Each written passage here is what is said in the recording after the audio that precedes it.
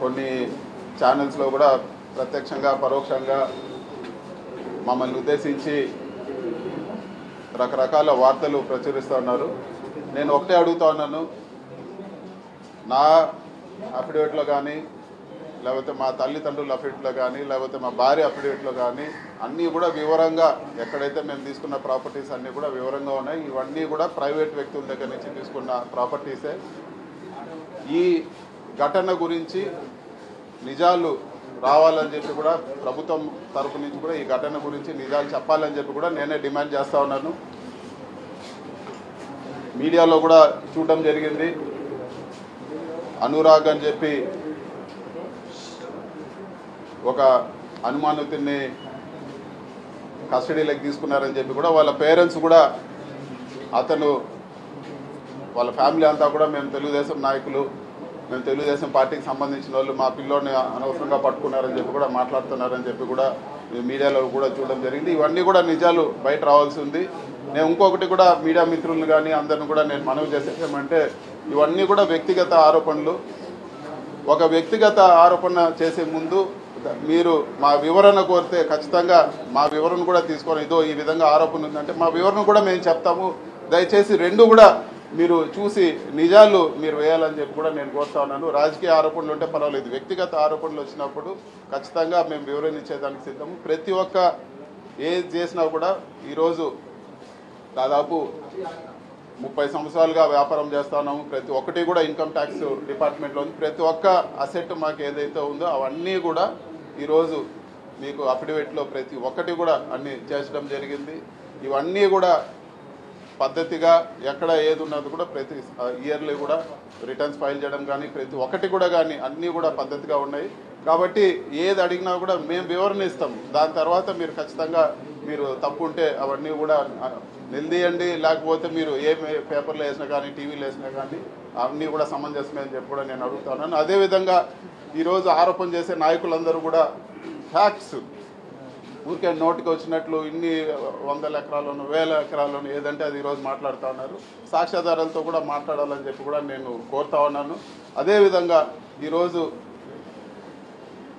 గత 10 ఎలక్షన్లు దాదాపు 10 ఎలక్షన్లు మా తండ్రి ఎమ్మెల్యేగా పోటీ చేశారు. నేను కూడా ఇది 3వ ఎలక్షన్ నేను ఎంపీగా రావడం జరిగింది. ఏ ఒక్కరు ఈ 10 ఎలక్షన్లు అధికారంలో ఉండి లేకపోని ఏ పరిస్థితుల్లో ఉండి ఏ ఒక్కరైనా కానీ ఎవరైనా కానీ ₹1 మేము ఎలక్షన్ ఫండ్ ఇచ్చినామనో లేకపోతే ఎలక్షన్ పేరు చెప్పి మా దగ్గర ₹1 తీసుకున్నారని చెప్పో ఎక్కడన్నా నిరూపిస్తే కూడా ఈ రోజు నుంచి రాజకీయాలు వదిలేదని కూడా నేను సిద్ధమని చెప్పి కూడా చెప్తాను. నేను ఈ ఎలక్షనే కాదు 10 ఎలక్షన్లు మా నాన్నగారు పోటీ చేస్తున్నారు. ఏ ఎలక్షన్లో అయినా కానీ ఎవరైనా కానీ మా పార్టీ కానీ బయట పార్టీ కానీ ₹1 ఎలక్షన్ ఫండ్ ఎవరి దగ్గర ₹1 ఎలక్షన్ ఫండ్ తీసుకొని కూడా మేము పోటీ చేసింది కూడా లేదని చెప్పి కూడా నేను తెలియజేస్తా ఉన్నాను. కాబట్టి దయచేసి ఈ ఆరోపణలన్నీ కూడా ఈ పసలైన ఆరోపణలన్నీ కూడా వ్యక్తిగత ఆరోపణలు చేసే ముందు ఖచ్చితంగా మా వివరణ తీసుకోవాలని చెప్పి కూడా నేను మీడియా మిత్రులను కోరుతా ఉన్నాను.